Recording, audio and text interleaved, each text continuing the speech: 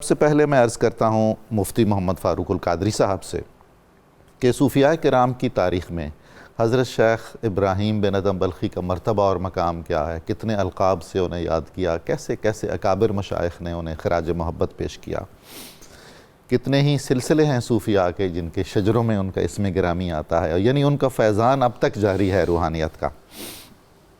پھر ہمارے صوفیانہ ادب میں وہ نثر ہو یا نظم، ان کا ایک نام ہے، پورا استعارہ ہے ایک ترک دنیا کا اور اللہ کے رستے میں نکل کھڑے ہونے کا، اس پر آپ فرمائیے کچھ۔ بسم اللہ الرحمن الرحیم۔ بحیثیت نبی آخر الزمان رسول اکرم رحمت عالم صلی اللہ علیہ وآلہ وسلم نے مکہ کی وادی میں لوگوں کو اللہ کی طرف بلایا۔ بتدریج یہ سلسلہ جاری رہا۔ کفار مکہ نے آنے والے وقت میں اپنے مذہب کے خلاف نبی آخر الزمان صلی اللہ علیہ وآلہ وسلم کی تبلیغ کو ایک بہت بڑا خطرہ سمجھا، اور اس سے نبرد آزما ہونے کے لیے انہوں نے آپ کو مختلف پیشکشیں کی۔ جی، آپ کو تاج و زر، جواہر، مال و دولت، سرداری، مناصب، ہر شے پیش کی۔ سبحان اللہ، سبحان۔ آپ صلی اللہ علیہ وآلہ وسلم نے ان کی تمام جتنی بھی پیشکش تھی اس کو مسترد فرمایا، اور آپ نے اپنا سلسلہ تبلیغ جاری رکھا۔ ڈاکٹر صاحب، یہ ظاہری اسباب سے بے نیازی در اصل استغنا کہلاتا ہے۔ سبحان اللہ، سبحان اللہ۔ اسی استغنا کو جدید صوفیانہ ٹرم میں فقر کہا جاتا ہے۔ ماشاءاللہ۔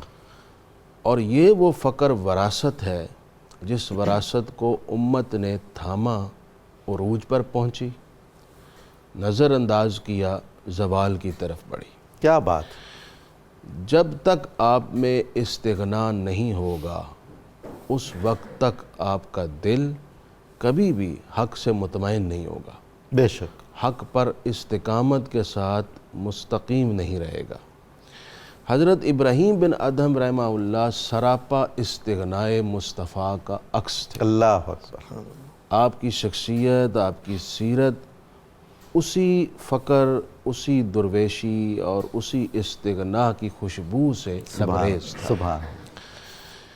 وہ علامہ نے کہا نا کہ فقر کے ہیں معجزات، اللہ اللہ، تاج و سریر و سپاہ، سبحان۔ فقر ہے میروں کا میر، فقر ہے شاہوں کا شاہ۔ شاہ۔ حضرت شیخ ابراہیم بن ادہم رحمہ اللہ بقول حضور داتا علی حجویری کہ آپ امیر الامراء بن گئے۔ سبحان اللہ۔ پہلے آپ صرف ظاہری بادشاہ تھے، کیا بات ہے!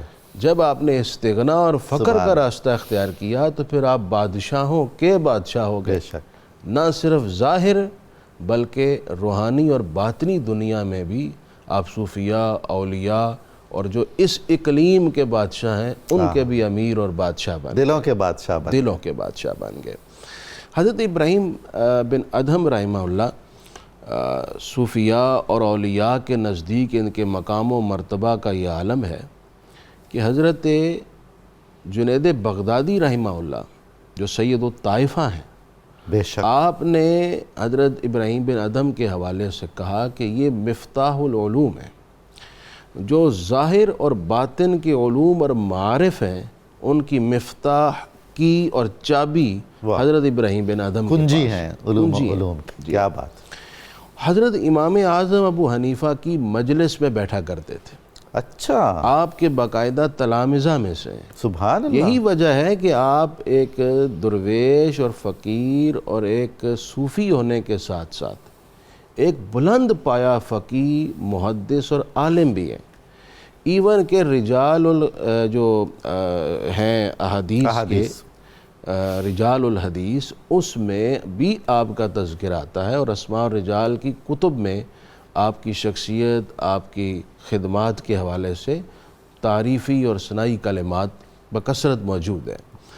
امام اعظم ابو حنیفہ ان کو اتنی رسپیکٹ دیتے، باوجود اس کے کہ یہ شاگرد ہیں، امام صاحب کہا کرتے تھے کہ سیدنا و سندنا، سبحان اللہ سبحان اللہ، مفتی یہ صاحب کیا ہمارے بات ہے، سید اور ہمارے لیے سند ہیں۔ کیا بات، تو تلامذہ پوچھا کرتے کہ آپ بطور خاص ان کے لیے یہ کلمات کیوں فرماتے ہیں؟ تو امام صاحب فرماتے تھے کہ یہ ہر وقت یاد الہی میں منہمک رہتا ہے، سبحان اللہ، یعنی ان کا دل، ان کی فکر، ان کی سوچ ہر وقت اللہ کی طرف مبذول ہے۔ اسی طرح حضرت امام محمد باقر رحمہ اللہ جو لخت جگر ہیں امام علی زین العابدین کے، اللہ اور آپ کو باقر العلوم کی وجہ سے کہا جاتا ہے۔ اتنے بڑے عالم اور اہل بیت کے علوم کے وارث حضرت امام محمد باقر نے باقاعدہ ان کو خلافت اور سبحان خرقہ اللہ، سے نوازا، سبحان چادر خلافت سے نوازا۔ اور اسی طرح حضرت اویس کرنی سے بھی ان کی ملاقات، اور سیدنا اویس کرنی نے ان کو باقاعدہ خلافت دی ہے۔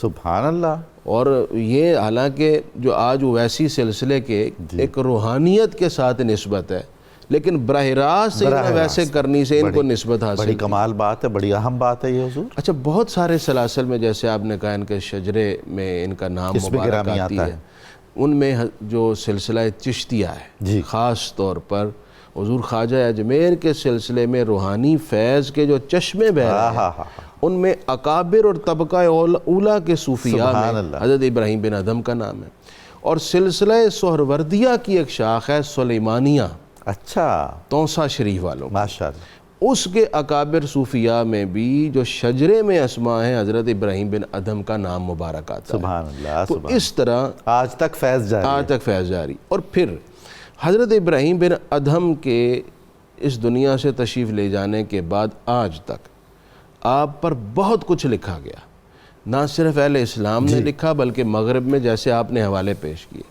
اہل اسلام نے جو لکھا ان میں سے میں 3 لکھنے والوں کے نام ذکر کرنا چاہتا ہوں۔ جی ضرور، بطور خاص حضور داتا صاحب کا کشف المحجوب میں آپ نے ان کے بارے میں بہت عمدہ، مختصر اور جامع لکھا۔